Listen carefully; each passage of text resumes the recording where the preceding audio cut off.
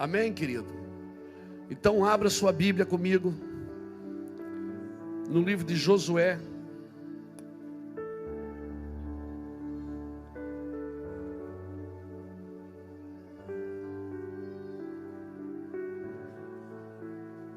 Capítulo de número 7. Você que está nos acompanhando pela internet, Deus vai te pegar aí também. Vai te pegar em casa, vai te pegar onde você estiver assistindo. Você que vai assistir esse vídeo também vai ser pego depois, daqui a 20 anos, se Jesus não tiver voltado e você estiver assistindo essa mensagem, Deus ainda vai te pegar. E você que vai assistir pela MCA TV, vai assistir em outras TVs, Deus vai te pegar também. A palavra nunca volta vazia. Amém? Prova disso é que nós lemos a Bíblia, que foi escrita há centenas de anos atrás, e ela nos pega até hoje. A palavra de Deus, ela não está presa ao tempo, irmão. Deus não existe. Deus, Ele é. Ele não foi criado para existir. Ele vive no estado do ser. Tudo que existe foi criado para existir. Deus não foi criado, Ele é. Deus não existe, Ele é. E tudo que Deus fala não está preso a um tempo, ecoa na eternidade. Palavras ecoam na eternidade. Amém, querido?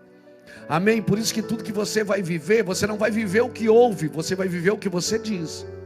Você pode ouvir boas pregações a vida inteira e nunca liberar uma palavra de afirmação sobre aquilo que você está ouvindo. Aleluia! Você não ouve, não vive o que ouve, vive o que fala, vive o que diz. A Bíblia diz que Deus criou tudo com a sua palavra. Deus não criou só em pensar em criar. Deus não criou só em desejar criar. O desejo de Deus foi transformado em palavras. Então Deus disse: haja luz, e houve luz. E quando Deus fez a luz, Ele disse que a luz era boa. E depois que Ele viu que a luz era boa, Ele fez separação das trevas e da luz. Aleluia! Então, irmãos, Deus cria pela palavra, Deus mantém pela palavra, Deus dá destino pela palavra, Deus sustenta pela palavra. E se eu e você temos a imagem de Deus, você acha que nós vamos fazer isso como? Pela palavra, porque a palavra tem um nome, ela é o verbo vivo. E quem é o verbo vivo? É o próprio Jesus. Quando Deus liberou a palavra, Ele liberou o próprio Jesus para fazer. Então, irmãos, palavra tem vida. Amém? Palavras têm vida. Por isso nós vamos até ser julgados, diz a Bíblia, pelas nossas palavras. Isso é tão... Na nossa cultura abrasileirada, ela não é tão forte assim. Mas na cultura americana, irmão, quando um policial para uma pessoa na rua, ele pergunta, porque ele acredita na palavra que a pessoa está falando. Ele pergunta: você está bem? Estou. Eu vou revistar seu carro. Tem alguma coisa no seu carro? Ele não revista sem dizer: eu vou revistar o seu carro. Tem alguma coisa? Se a pessoa diz: tem drogas, tem isso. Isso até reduz a pena. Você sabia disso? Porque ela foi sincera. A palavra numa cultura, em algumas culturas, ela tem mais poder do que uma assinatura. Então nós precisamos, quando a Bíblia pede para a gente confessar, tem que ser por palavra. Você não pode se arrepender e não ter atitudes de arrependimento. Você precisa ter atitudes de arrependimento através da sua palavra. Aleluia! Quando os apóstolos pregavam, a Bíblia diz que o povo tinha certeza que eles haviam estado com Cristo, por causa da sua palavra. Irmãos, multiplicação, informações não significa muita coisa. Nós temos que multiplicar o que Deus está dizendo, o coração dele, amém? Que Deus nos dê graça para ministrar isso hoje.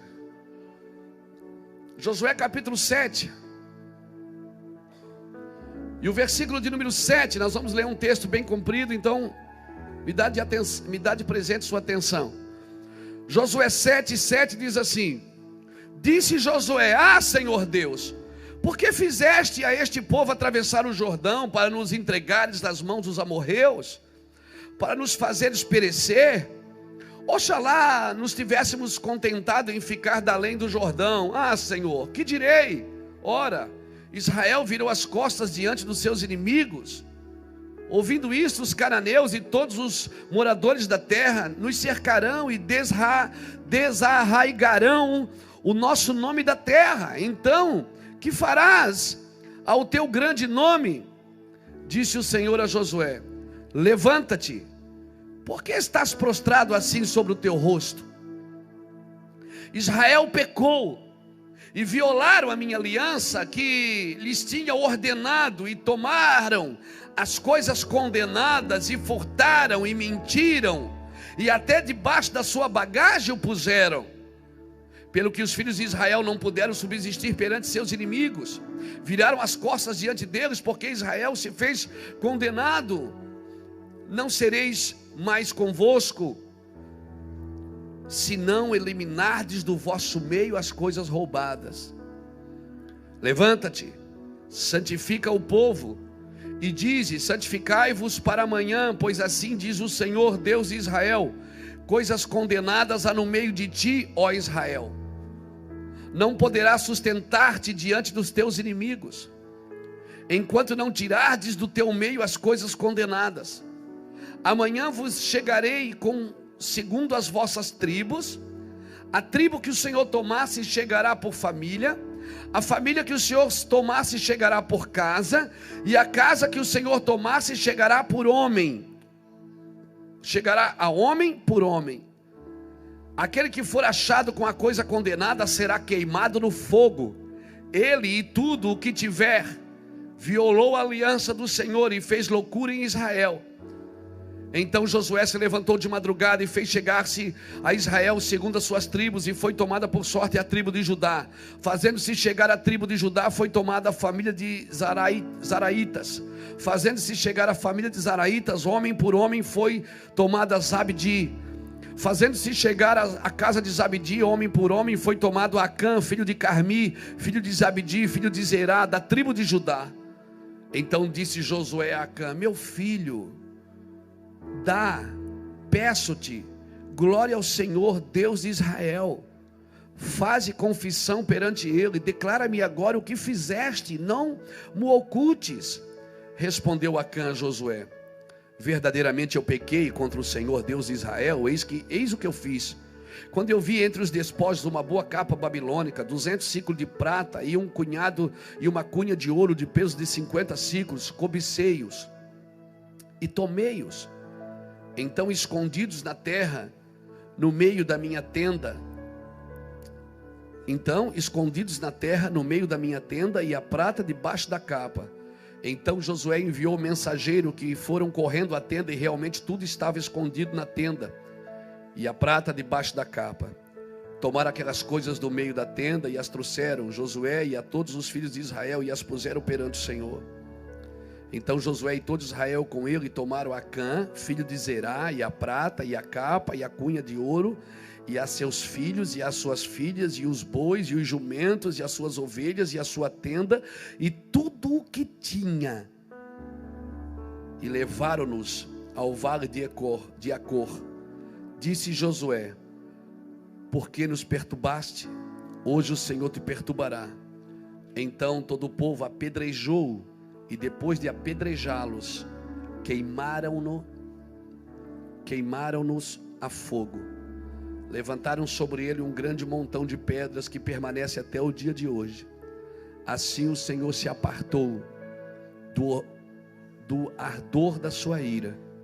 Por isso se chama aquele lugar Vale de Acor até o dia de hoje.